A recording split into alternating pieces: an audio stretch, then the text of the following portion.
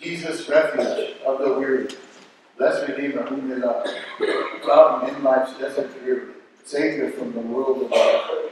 Often have your eyes offended, gazed upon the sinner's fall, but upon the cross extended, you have borne the pain of all. Jesus, would you please, in our time in your word today, please give us a deeper appreciation for that love that caused your hands to be extended and bear our sin and pain, that we may love you more. Give us this gift, Lord God. All of God's people who agreed said, Amen. A little over 15 years ago now, the George Barna Research Group took a team of psychologists and teachers, and they went to grade school children in California, and they put 30 questions about love to those grade schoolers. They collated all the answers to these 30 questions about love. They put it together in a report entitled, From the Mouths of Babes About Love. You put 30 questions about love to grade schoolers, as you can imagine, you're going to get some pretty insightful, sometimes meaningful answers, and sometimes they can put a smile on your face if you let it. I want to share with you just some of the answers to only 3 of the 30 questions about love. And as I share these answers to these questions about love that these grade schoolers gave, you're looking for a common theme, a motif about love that they found very appealing. Because I want to suggest to you that this theme about love is appealing to you as well. Question number 1 was, what's a lady thinking when she says I love you for the very first time to a man? Kind of interesting, huh, ladies? What's a lady thinking when she says I love you for the very first time to a man? Lucille, age 7, said, she's thinking I love you, but I hope he takes a shower more than once a week. Sandra, age 6, to the same question, what's a lady thinking when she says I love you for the very first time, said she's nervous about that and she's glad she said it so that now they can start to eat. And Frank, age 6, said she's thinking I love him and I hope he loves me and I hope he never quits loving me. My daddy quit loving my mommy. I hope he never quits loving me. Question number 2 was, what's a surefire way to get a lady to fall in love with you? What's a surefire way to get a lady to fall in love with you? Dell, age 6, said, go out and buy a bunch of candy stores. It's thinking out of the box, isn't it? Camille, age 6, said, shake your hips and hope for the best, and if it doesn't work out, oh well, there's always another boy. We need to pray for Camille's father, right? And then Max, age 6, said, if you want to get a lady to fall in love with you, just keep loving her, no matter what. Everybody wants a love that always finishes. And I'm going to stop there because we have a lot to cover this morning. Did you catch the common theme? Don't quit in love. Love always finishes. Just keep loving no matter what. Isn't that the kind of love you want in your life? Don't you want someone who will love you no matter how dumb you were, no matter how sinful you were, no matter how you betrayed? Don't we want a love that always protects, always trusts, always hopes, always perseveres, and never fails? Yes, we do. And today, what I would like to do with you is I would like you to see in an infrequently studied incident in the life of Jesus that Jesus has this love. And he has it like no one else. It is a cosmological impossibility for anyone to love you more than Jesus. Jesus loves you, friends, with a finishing love. It is a defiant, nevertheless, I will love them all the way to death kind of love. And the purpose of this sermon is, by the grace of God and the Spirit of God, that we would simply leave adoring the love of Jesus. I would pray, I have prayed, that today you will behold and marvel at the finishing love of Jesus Christ. Let's just marvel at the finishing love of Jesus Christ. Please stand. I'd like to read the text again today, so it's fresh in our mind. It comes out of Luke's Gospel. It's Luke 13, and it's verses 31 through 35. There's an insert if you'd like to follow along there this morning. Luke writes, "At that time some Pharisees came to Jesus and said to him, 'Leave this place and go somewhere else. Herod wants to kill you.' He replied, 'Go tell that fox. Go tell that fox. I will keep on driving out demons and healing people today and tomorrow. On the third day, I will reach my goal. In any case, I must press on today and tomorrow and the next day. For surely no prophet can die outside Jerusalem. Jerusalem. Jerusalem. You who killed the prophets and stoned those sent to you. How often I have longed to gather your children together as a hen gathers her chicks under her wings. And you were not willing. Look, your house is left to you desolate. I tell you, you will not see me again until you say, 'Blessed is he who comes in the name of the Lord.'" God's word is true. All of God's people who agree to that. Amen. Please be seated. So our text begins with the words at that time. Take some time tonight and read the context that leads right up to this incident in the life of Jesus in Luke 13. He's really weaving and bobbing with his enemies like a good fighter. And we read way back in 951 that he sets his face like flint to go to Jerusalem. And ever since then, in the gospel, as you follow him, he has steeled himself to accomplish that one work that had the ultimate purpose for him really coming. The Son of Man came not to be served, but to serve. Can you help me? And gave his life as a ransom for men. So he will not be sidetracked by that. And all of a sudden, he gets a death threat. And I want you to see that it's very real. And if it's true that Jesus is a high priest just like us and was tempted in every way, it was very frightful to him. Don't just look at the death threat and say, "Oh, it's Jesus, he's all God, he knows he's going to rise from the dead." That just can't be true. He experienced all the temptations of fear that we had. So he receives his death threat, and he displays in marvelous fashion that the finishing love that he offers us is something to adore and extol in Jesus, because it's a fearless love. It's a valiant love. It's a love of bravery that will do for us what is always good and always leading for us eternal salvation. The finishing love of Jesus, friends, is something to put a hallelujah in your soul, because first of all, it's a fearless, valiant love on our behalf. And we see this in the first 3 verses. Let's just read them responsibly, and then we'll break it down a little bit. Let me read 31. You be responsible for 32, okay? I'm going to start at 31. At that time, some Pharisees came to Jesus and said to him, "Leave this place and go somewhere else. Herod wants to kill you. Your turn."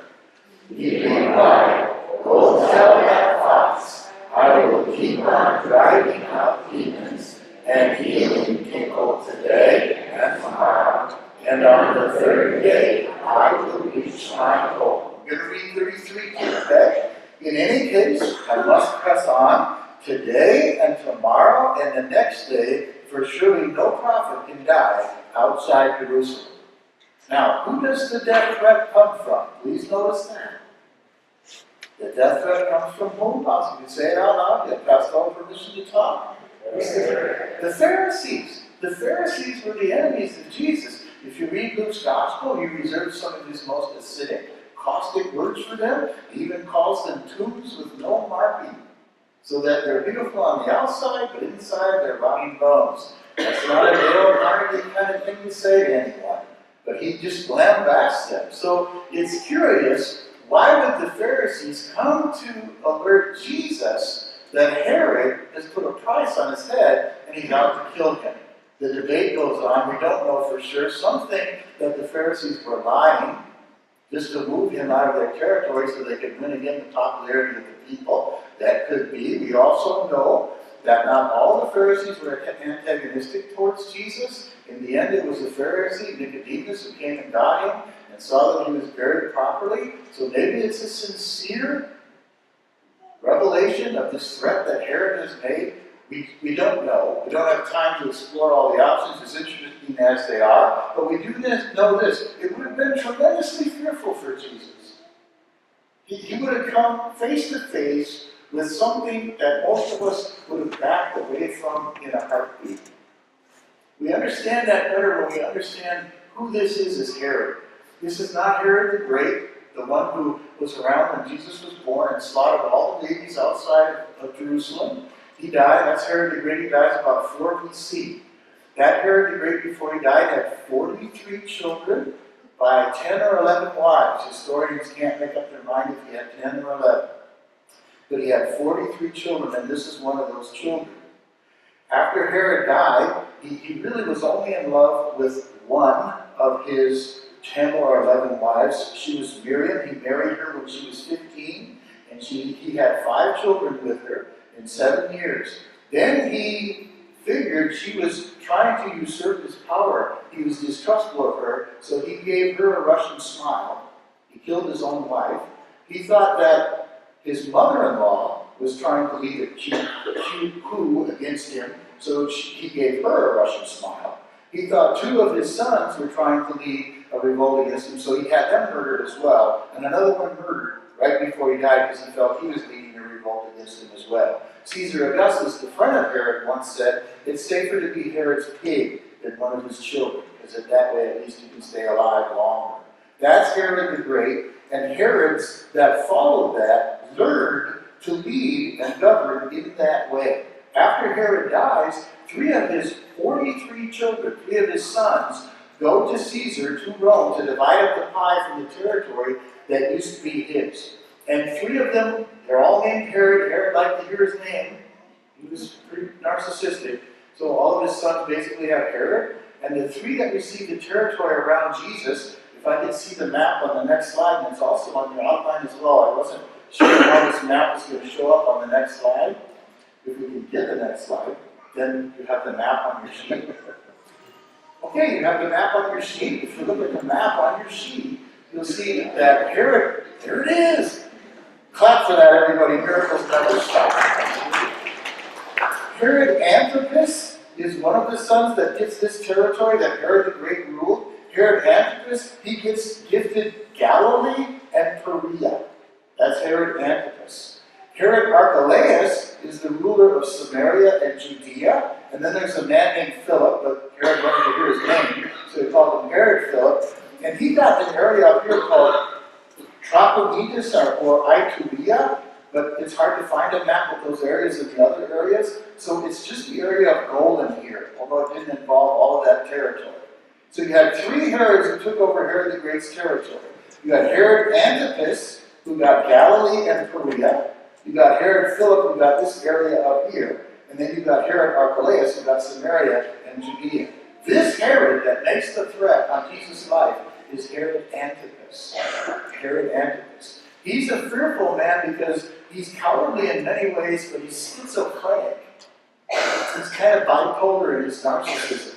And those are sometimes the most fearful kind of people. You may remember in Jesus' day, John the Baptist, he came out of the wilderness like a human bulldozer, and he was basically the conscience of the whole Israelite nation, and he said, "You need to repent and leave your sin, for behold, the Lamb of God, who takes away the sin of the world." Now he spoke that message to Herod Antipas, the one that makes this death threat on Jesus as well. But Herod Antipas didn't take it to heart. What Herod Antipas did, as soon as he came into rule, was he married the youngest daughter of his most feared enemy, the king of Nabatea. He didn't love that little girl of King Nabatea. It was purely a political alliance, which he learned from his father. But that was his most feared enemy. So Philip, Herod, up here, he goes down here and he marries the king of Nabatea's youngest daughter for a political alliance. Then he has a problem because he falls in love with another lady, and her name is Herodias. And that's a problem as well, because Herodias is the wife of his half-brother, Philip. So Herod Antipas, who's ruling here, falls in line with the wife of his half-brother, Herod Philip, up here, ruling in the golden area. And Herod Antipas is already married to the young girl down here, the king of Nabatea. So Herodias says to him, I will marry you, live in a palace of luxury, if you divorce that little girl, the daughter of King Nabatea. So he says, okay, and he does it. How do you think the king of Nabatea feels about that? He immediately summons 20,000 soldiers, and he goes to war against Herod Antipas. And Herod Antipas gets 10,000 soldiers together and gets totally smoked by that. But he's blind to it, and he says, okay, I will marry Herodias. So he marries Herodias. He marries the wife of his half-brother, who happens to always be the sister of another of his half-brothers, because remember, Herod the Great had 43 children. So if he marries Herodias, he is now married. She becomes his wife, his niece, and his sister-in-law. It's like a bad redneck joke, but I'm not making this up. And if he has children by her, then that means that that lady will be to their children her mom, her aunt, and her cousin. And John the Baptist sees all the immorality in this. You're causing your own half-brother's wife, Herodias, married to Herod Philip, to commit sin. You've left your marriage to another woman, the daughter of King of Nabatea, and John the Baptist puts his prophetic finger right in the face of him. He says, you need to repent, and that's wrong. And look what Herod Antipas, the one who put this threat out on Jesus, does on your outline in Luke 3, 19 and 20. Can you read with me? Luke 3, 19 and 20. Let's read together. But when John rebuked Herod the Tetrarch because of his marriage to Herodias, his brother's wife, and all the other evil things he had done, Herod added this to them all. He locked John up in prison. So he doesn't repent. He locks him up in prison. Now notice what Matthew tells us Jesus immediately does in Matthew 4:12. When Jesus heard that John had been put in prison, he did what? He withdrew to Galilee. Now, we did the text work so we can see the bravery of Jesus in amazing ways. Remember I told you that Herod Antipas is ruling Galilee and Perea. He's the one who divorced the young girl here and married his half-brother's wife, Herodias.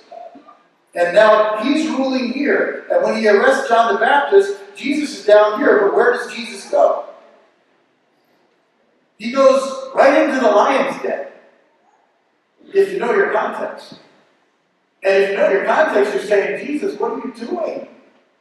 He's already cut the head off of John the Baptist and served it on a silver platter because Herodias' young daughter did a striptease in front of him and he made a bravado promise, I'll give you anything in the kingdom. She ran back to Mama Herodias and said, hey, I want John the Baptist's head. And Herod Antipas, the one who put this threat on, did it. So Jesus, why are you going into the lion's den? Why are you doing that? True story. I'm on a African safari, a walking safari in Africa, and the Foué Game Park, and there's tall grass all around us, like right over that wall, and we hear a cry of lions all around us.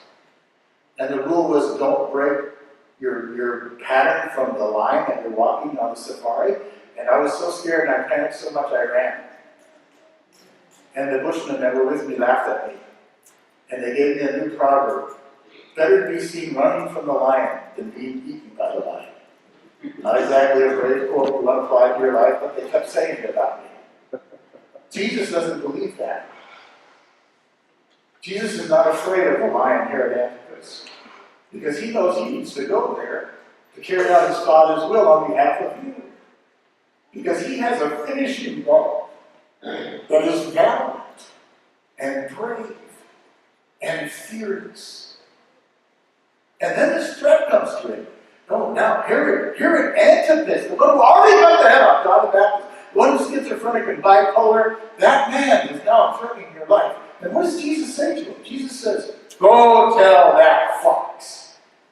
Go tell that fox. I want you to say that with me, please. Go tell that fox. In our day and age, when I say fox, what adjective comes to mind? Sly, right? That's probably not what came to mind. And I'm indebted to a man named Richard Peterson, who wrote a book called Herod for this. That's probably not what came to mind in Jesus' day. Foxes were not considered mostly for their clever, sly characteristics. A fox was a poser. Everybody knew that a lion made the kill. A lion feasted and a lion left when it wanted to, which is why they referred to kings as lions, which is what, in part, God says he's the roaring lion of Judah. And then once the lion left, then the little fox and jackal would come and stand over it and yap and pretend like, look at the kill I made, and eat the scraps. So when Jesus says, go tell that fox, it's a very resonant word in that culture. It would have stung Herod Antipas in ways we don't know if we don't get the context. He was saying, go tell that lion wannabe. Go tell that weasel. Go tell that pretender that today I will cast out demons. And tomorrow I will preach the gospel. And on the third day I will accomplish what God the Father has asked me to do. And if you don't hear the defiance and the fearlessness in that, you're just not listening. He is such a bold lover, Jesus is, on your behalf and my behalf, friends. He is fearless. We back down, we're fickle. Just this past week, I visited a dear member of our family who needed desperately to hear hard truth from me. And I summoned all my courage, and before I got out of my car, and I rang the doorbell, and no sooner did he answer the door, and I knew I was going to be a coward. And I was a coward. Jesus has never been a coward for you. He is fearless in loving you.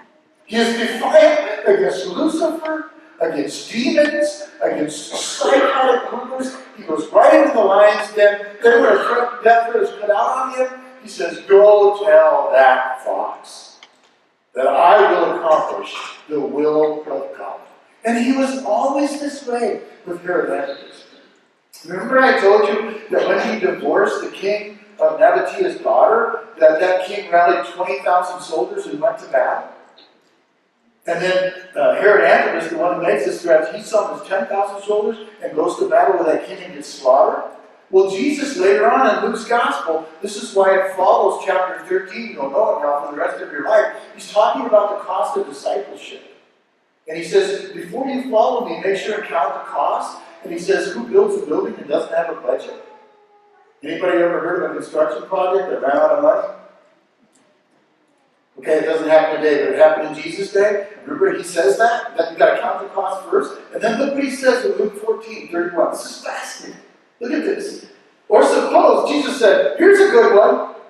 Here's a good one. Listen to this one, everybody. Or suppose a king is about to go to war against another king. Won't he first sit down and consider whether he is able with 10,000 men to oppose the one coming against him with 20,000?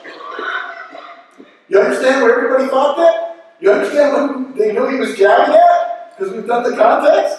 If he is not able, he will send a delegation, while the other is still a long way off and will ask for terms of peace. In the same way, those of you who do not give up everything you have cannot be my disciples. Here's a real dim-witted move.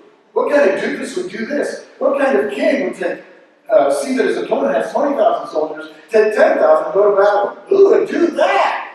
And everybody answers out loud, Herod Antipas. Do you see the boldness of your Lord? Do you see the fearlessness of the one who defends and protects you? It's a finishing love, because first of all, it's a fearless love. Secondly, it's a foreknowing love. It's a foreknowing love. We see this in especially 32. If you look at 32 again, he replied, go tell that fox, I will keep on driving out demons and healing people today and tomorrow, and on the third day I will reach my goal. Do you see the phrase, today and tomorrow and on the third day?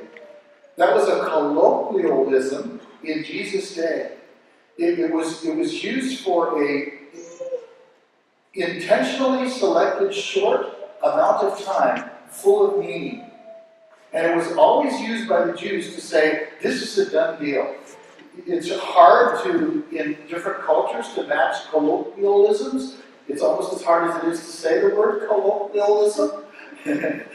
but the best I could come up with, for lack of creativity, is you can stick a fork in it. Or have you ever heard the expression when the fat lady sings? You'd have to twist it and say, the fat lady has sung. And what Jesus is saying is, he can put a threat on my life. Would you tell that fox that today I will cast out demons, and tomorrow I will do my Father's will, and on the third day? Anybody hear anything great ever happen on the third day of the Christian faith? I will accomplish my Father's will. Jesus is saying, I know everything that's going to happen. I know already. It's a far-knowing love. I will finish this. Look at the last part of 32. I will reach my goal. It's a cognate of the verb teleo, which we hear from the cross in the other Gospels, telestai. It doesn't just mean cross the finish line. It means consummation. It means fruition. I will fulfill and accomplish everything necessary to win salvation for my people. I will actively obey every aspect of God's law. I will humbly surrender my life, become their sin, and give them my righteousness. I will rise from the dead. I know everything that's coming. I know that I will even bring the dregs of hell on that cross. Until I cry, my God, why have you forsaken me? But I will do it all. I know it. And then look at the last part, 35. Blessed is he who comes in the name of the Lord. On what day did we hear that? On Palm Sunday. He even knows what's going to happen. It's a far-knowing love. Pastor Tim, how does the fact that Jesus has a foreknowing love cause us to adore him with a finishing love? And that's a good question. This past week I talked to a mama. She has a high schooler, she has a 5th grader, she has a 3rd grader, and she has a newborn. And I rang the doorbell, and when I walked in the living room, I was reminded of how our living room used to be when Gretchen tried to raise our children, and I wasn't around all that often. It was a complete train wreck. And I turned to this mom and I said, "How you doing?" And she said to me, this woman loves her children, her husband loved their children, and she says to me, "Pastor Tim, if I only had known." Ever said that? If I had known. Jesus never said that. Because he always knew. He knew every time we betrayed him. He knew every time we lied. He knew all the degradation of all of mankind. He returned the same gospel writer in the first sermon ever preached on the cross says, God the Father handed Jesus over by God's set plan and foreknowledge. And Luther loved to say the crib was in the shadow of the cross. He knows everything, and yet he keeps on loving. And he will always keep on loving. Because he has a finishing love that is fearless and foreknowing. And finally, and unfortunately, briefly, it's so saturated with compassion. You would think that if he foreknew everything, you would think that if he saw our betrayal, he would become jaded and angry and only act in sweeping justice without compassion. But listen to what he says. It's so beautiful. He says, Jerusalem, Jerusalem, you who kill the prophets and stone those sent to you, how often have I longed to gather your children together as a hen gathers her chicks under her wings, and you were not willing. We continually reject him, but he continually opens his wings. It's what love does. Love wants to draw near the beloved. Even when his justice smites, he weeps, he allows, he's vulnerable. What kind of an almighty God allows himself to be vulnerable? What do we do with vulnerability? You know, we are the most, I'll probably offend you, but we are the most obese, addicted, medicated adult cohort this United States of America has ever seen.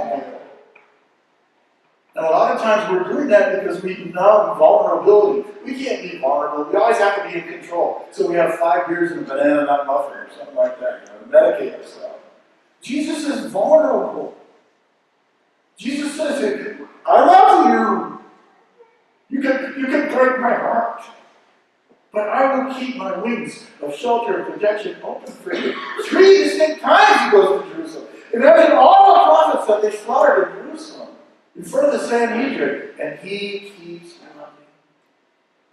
So he's a Savior that has a finishing love that is fearless. It's a finishing love that is foreknowing. And it's a finishing love that has infinite tenderness and compassion, constantly opening its wings, offering protection to you. My youngest brother, Chris, he would say to you that he was the prodigal of all prodigals.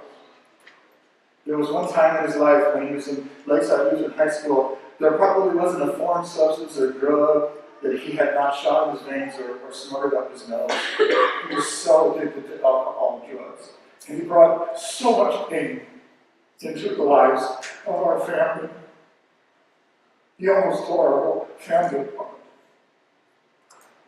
And he got high one night on cocaine and was out with a bunch of his friends at Lakeside. They went partying, and the car went off the road, and his girlfriend went from the back seat to the windshield and snapped her neck on a telephone pole. And 2 of his other friends died. And he and Ronnie Meyer were the only 2 survived. And he went into the pit of depression. His drinking escalated. It was just horrible. And one night, I came home real late after working, and there was a light downstairs in his room in the basement. I said, oh wow, what's going on? I better check on this, because Chris would sometimes be down there drunk or throwing up or doing something dumb. So I went downstairs, and my brother was passed out from drinking. And my mom had a Bible. And she was sitting next to his bed. I said, Mom, what are you doing? And she said to me, Timmy, he won't let me love him when he's awake. So I come down here and love him while he's sleeping. I pray over him. And I read the Bible with him. And I said, oh, okay, Mom, that's great. I said, do you do that for me too? She said, I do. That's the love of a mother, and the Bible acknowledges it's one of the greatest love ever. It says, can a baby forget the mother? Or can a mother forget the baby in her breast? And then it's honest, and it says, though she may forget, God will never forget you. Because the love of God is better than even a mom's love. And that's because the love of God is a patient love. It's fearless. It's foreknowing. And it's compassionate. And that's why we say we have a beautiful Savior. Amen?